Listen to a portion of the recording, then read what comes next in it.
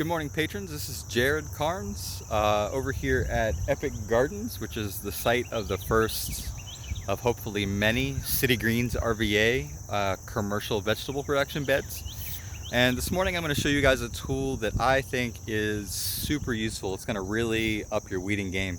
It's called a Scuffle hoe or a Stirrup hoe. It is called that because, as you can see, it looks very much like a stirrup.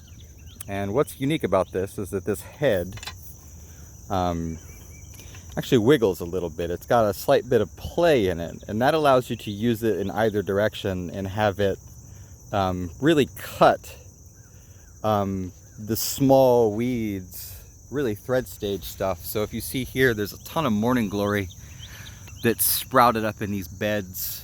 And obviously I want to get rid of that before I start planting because it's going to become a problem quick as it matures and starts to vine. And the tool I am going to use, the Stirrup hoe, I'm going to use specifically because it's really good for surface cultivation of these fine weeds. And it does that by moving just below the soil surface to actually cut the plant off right where the root zone starts. Sometimes with stuff like this that has a deep tap root that goes down pretty quick very soon after they're born, it may just pull them straight out, and then as long as you don't really cover them up, they're not going to sprout again, especially if they get a chance to lay here in the sun for a while. So as you can see, let's see, it's about 8:30 in the morning. Sun's starting to come just over the trees there. So what I'm hoping is that I'm gonna hoe all of this morning, and most of it is gonna just dry up right on the surface. And then I'll be planting in a day or two right before some rains. I'm waiting on a row marker so I could get really nice rows in these beds. It's about 45 feet long. I'm gonna do it with a single row earthway cedar, but I'm gonna use a row marker particularly for my fast growing baby leaf stuff, baby spinach, mesclun mixes, baby lettuce mixes with kale and lettuce and maybe some mustards, things like that. I'm going to sow those really densely, up to 12 rows per 30-inch bed here, because they grow so quickly that I can get cuts off of them before that density really starts to become a problem. So what I'm going to do here, I'm going to wander up to this area here that's got sort of the most morning glory issues. I'm going to have to do this with one hand because I'm holding a camera, but you'll really get to see even just with one hand how effective this tool is. So I'm going to rest it here and just start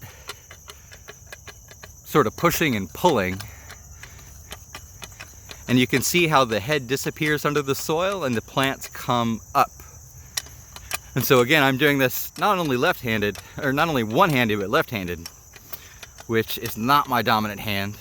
So you can see, even with pretty hardcore carpal tunnel, it doesn't really take much effort to get this done.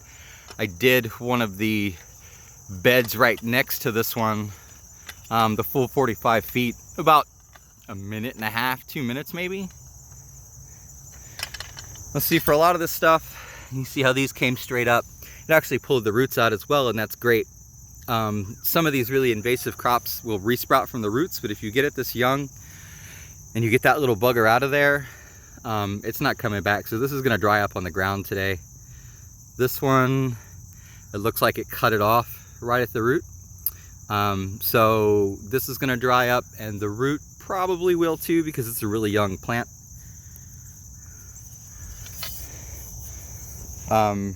Yeah, so there we go. Stirrup hoe. This is an old one Suzanne actually found for me at an estate sale, but you can buy these new, much nicer than this. I don't particularly care for the metal handle, and it's not really long enough for my use either. I suggest always getting the longest handles you can on your tools, and the most comfortable way to use something like this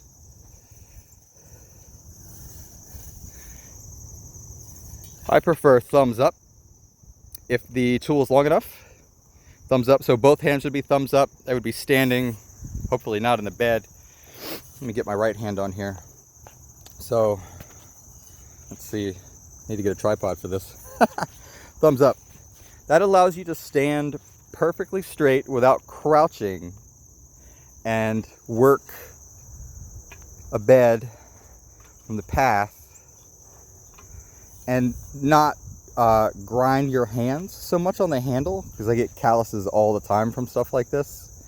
So with any long-handled tool, the best way to use it by far is with a straight back, and let the length of the handle, let the tool itself and the angle that you contact the ground really do the work for you. This is especially important with really nice hoes, like my Rogue hoe over here, which is probably my favorite tool ever. This company Rogue is US based.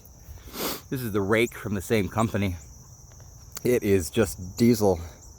Their tools, I don't know if they still do it, but the ones that I bought from them, and this is real muddy, but you can see the edge on this. It's gorgeous and it's easy to sharpen. These are all made from agricultural plow discs, so they're actually taking large farm hardware and turning it into smaller tools for the small scale farmer, which I think is very cool.